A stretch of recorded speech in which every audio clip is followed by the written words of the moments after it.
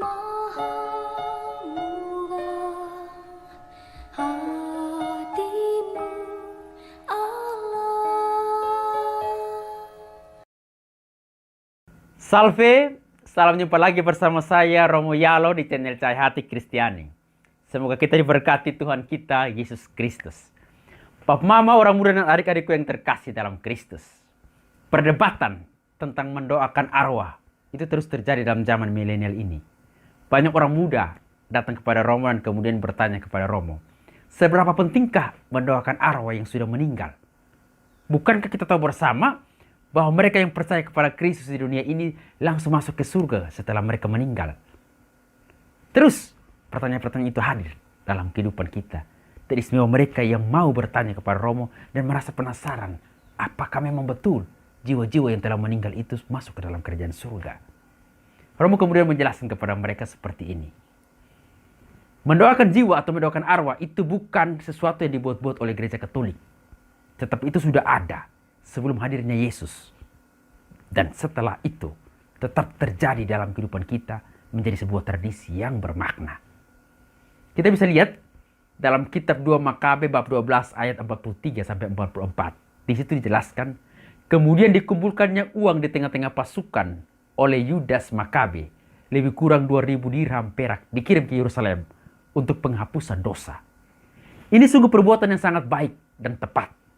Oleh karena Yudas Makabe memikirkan kebangkitan.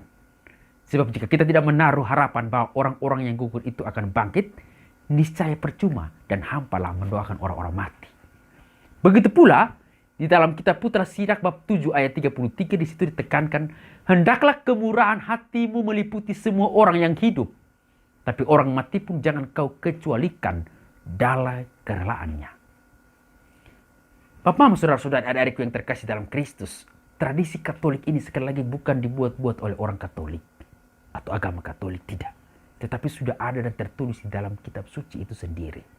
Kita perlu tetap mendoakan orang yang sudah meninggal itu berdasarkan beberapa alasan. Yang pertama itu adalah api penyucian. Umat Katolik sangat percaya bahwa adanya api penyucian atau purgatorium adalah tempat di mana kita disucikan sebelum kita masuk ke dalam kerajaan surga. Gereja Katolik mengajarkan itu di dalam Katekismus Gereja Katolik nomor 1030 sampai 1032. Keberadaan api penyucian juga diungkapkan oleh Yesus secara tidak langsung, di mana dia mengatakan, tetapi jika ia menantang Roh Kudus, ia tidak akan diampuni. Dunia ini tidak, dan di dunia yang akan datang pun tidak. Matius bab 12 ayat 32. Di sini Yesus mengajarkan bahwa ada dosa yang dapat diampuni pada kehidupan yang akan datang. Padahal kita tahu bahwa di neraka itu dosa tidak dapat diampuni lagi dan orang akan menderita sepanjang masa. Sedangkan di surga tidak ada dosa yang perlu diampuni karena orang memang benar-benar suci ada di dalam kerajaan surga. Maka pengampunan dosa yang ada setelah kematian terjadi di api penyucian atau purgatorium itu sendiri.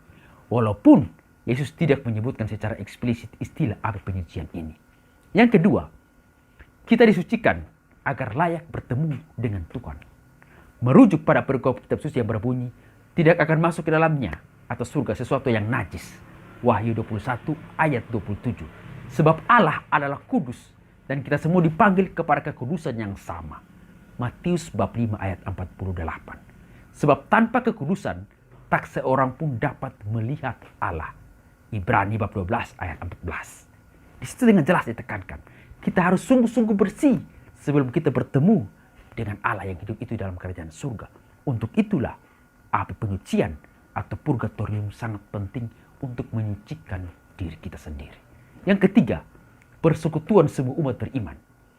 Gereja Katolik mendoakan jiwa-jiwa orang yang sudah meninggal karena adanya persekutuan orang kudus yang tidak terputuskan oleh maut.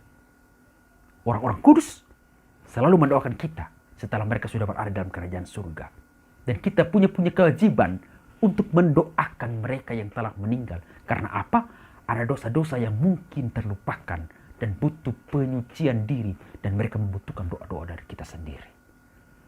Orang Katolik pergi ke makam, bakar lilin, dan terus mendoakan karena ada sebuah rasa cinta dan kedekatan. Sekali lagi, mereka tidak menyembah arwah, tetapi mereka mendoakan arwah itu karena rasa kedekatan dan cinta yang besar. Perayaan 2 November setiap tahun itu arwah-arwah mendapat indulgensi penuh ketika ada orang yang mendoakannya dalam misa kudus di tanggal 2 November itu.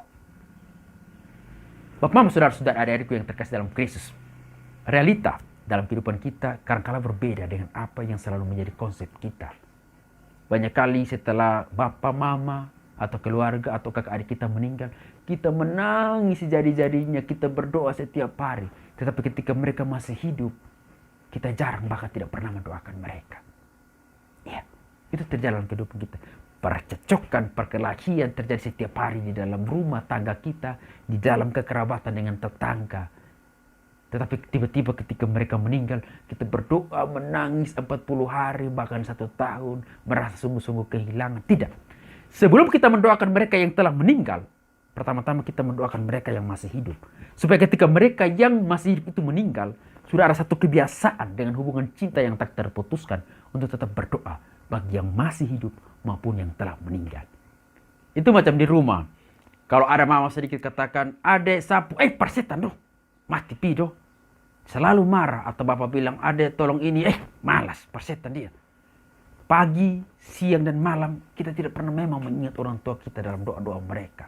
Tapi giliran mereka sudah meninggal, kita berteriak paling kuat, pegang jenazah. Aduh mama sayang mama tahu kesan beta cinta mama. Jauh-jauh hari sebelum beta ada di dunia, beta cinta mama juga.